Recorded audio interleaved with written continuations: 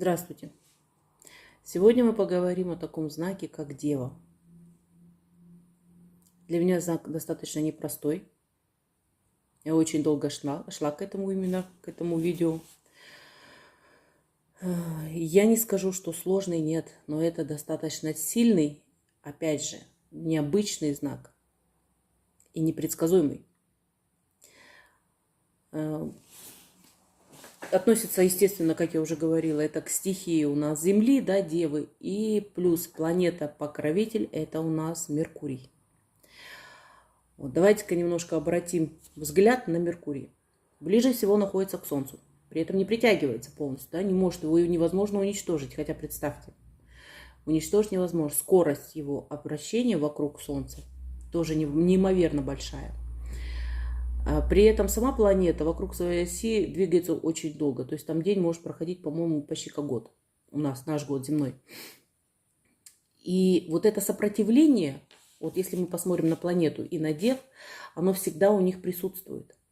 То есть они могут действительно с бешеной скоростью двигаться вперед, то есть неимоверно бешено. У них есть определенный стержень внутри, очень сильный стержень, который просто так не согнешь. Но при этом у них тоже внутренняя борьба. Вот как вот я говорила про тельцов, у Дев очень сильная внутренняя борьба. Но если тельцов можно еще склонить где-то в какую-то сторону, то Дев невозможно.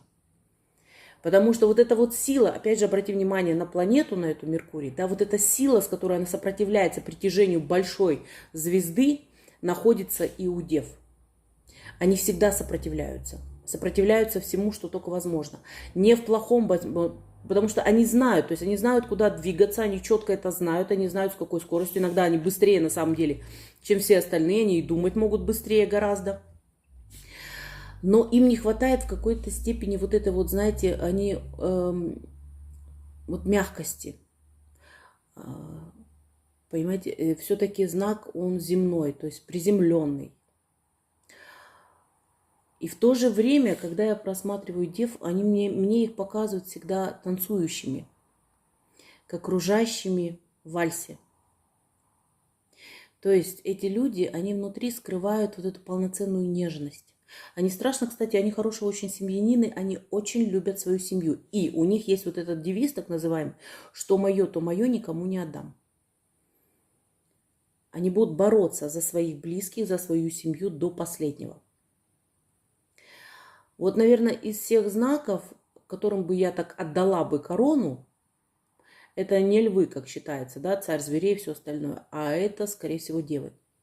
Потому что именно эти люди умеют управлять ситуацией, они умеют расставлять, но они могут быть и тиранами, жесткими, притом очень тяжелыми, очень жесткими, и при этом они могут быть еще и благосклонны. То есть, кстати, очень редко, что девы признают свои ошибки, но это не потому, что вот они их делают, они их не делают практически. Они очень серьезно все взвешивают, они четко знают, куда дальше двигаться. И даже если вам кажется со стороны, что это неправильное мнение, они все равно пойдут этим путем, потому что они приняли это решение, и они будут до последнего за это решение бороться. Что еще сказать по девам? Добытчики. Еще и какие добытчики? Особенно вот я мужчин, когда смотрю Дев, то есть вот именно знакомые, незнакомые, да, как говорится. То есть там разделяется, как у всех, наверное, разделяется на две категории. Это абсолютные лентяи, которые никуда не будут двигаться. То есть которые вокруг своей оси только кружатся, да, и те, которые все время стремятся вперед и приносят в дом все, что только возможно. И, кстати, еще Дев мне показывали ежиками.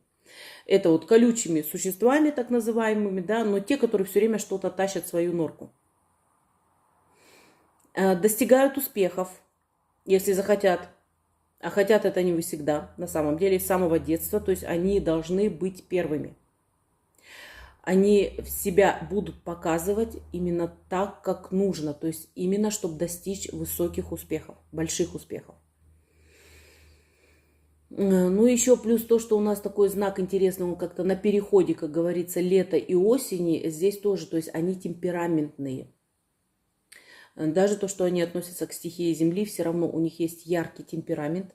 Дев, кстати, сразу видно из толпы. То есть они бросаются очень сильно в глаза. И бросаются своей какой-то каменностью, что ли. Вот как я говорила, у них такой штырь внутри, да, довольно серьезный, да, такой прям лом, который не согнешь. Но еще и это видно по их, то есть это та энергетика, мощная, сильная энергетика, которая находится вокруг них.